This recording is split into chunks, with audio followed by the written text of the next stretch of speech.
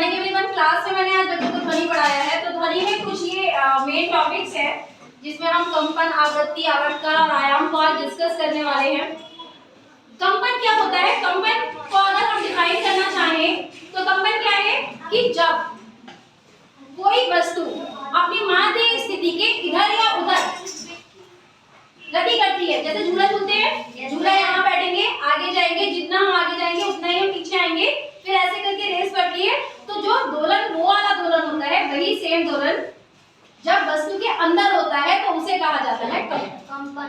कंपन के बाद में आता है कि कंपन करने वाली वस्तु द्वारा एक कंपन में लगा समय। अब कंपन तो करिए, जैसे एक दोलन है, मान लिया दोलन है, दोलन को तो हम देख सकते हैं कि कोई चीज ऐसी विरामावस्था में थी, पहले वो यहाँ से यहाँ गई, जैसे कि मेरे मॉडल में बना हुआ है। यहाँ पे अगर हम देखें कि नंबर 1 से पहले चीज नंबर 2 पे जाएगी, 2 से रिवर्स होगी, फिर नंबर 3 पे जाएगी, तो ये दोलन है। ठीक उसी प्रकार एक दोलन में लगा हुआ जो समय होता है या एक कंपन में लगा हुआ जो समय होता है वो कहलाता है आपका आवर्त। करेक्ट। अभी क्या होता है कि अब यहाँ पे तो एक दोलन या एक कंपन की बात हो रही है। अब क्या हो रहा है कि कुछ सेकंड, अगर मैं सेकंड्स की बात करूं, समय की बात करूं, तो एक सेकंड में वस्तु कितनी बार कंपन कर रही है, ठीक है, वस्तु कितनी बार कंपन कर रही है, ये कहलाता है उसकी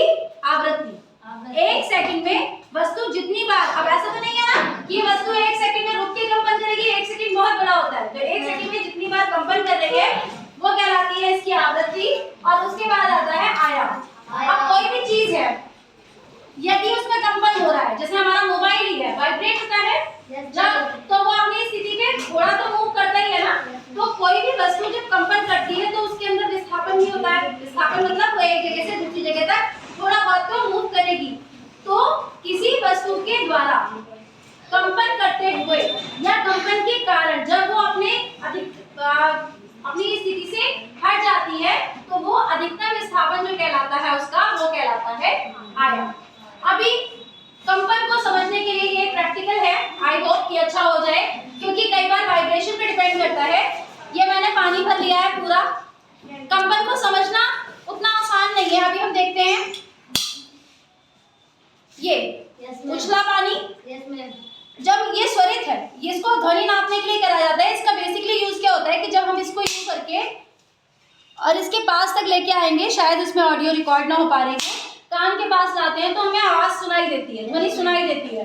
अब क्योंकि मुझे ध्वनि सुनानी नहीं है, सिर्फ दिखानी है, तो मैं इसके कंपनों को दिखाने के लिए, ये पानी के अणु स्थिर है, अभी इसके अणु स्थिर है, मैंने इसमें डाला, कुछ नहीं हुआ, कुछ नहीं हुआ। उसके बाद में जब मैं इसे किसी मेटल में मार के इसमें डालूंगी तो इसके अणुओं की गति के कारण इसके अणुओं में भी गति हो जाएगी और ये पानी बाहर की तरफ थोड़ा बहुत ही सही पर आएगा जरूर। बट आगे कर लीजिए इसको, थोड़ा सा मूवमेंट आ रहा है, सॉरी,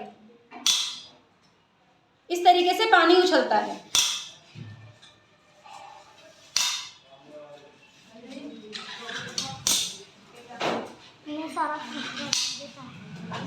ये ठीक है, क्योंकि डिपेंड करता है कि इसके अंदर की वाइब्रेशन हमने कितनी तेज है, इसमें कितना अणुओं के कंपन कितना तेज है, उस हिसाब से ही वह दूसरी चीज के अणुओं में गति उत्पन्न करता है। तो इस प्रकार आप कंपन को और इसके आयाम को भी समझ सकते हैं। Thank you so much.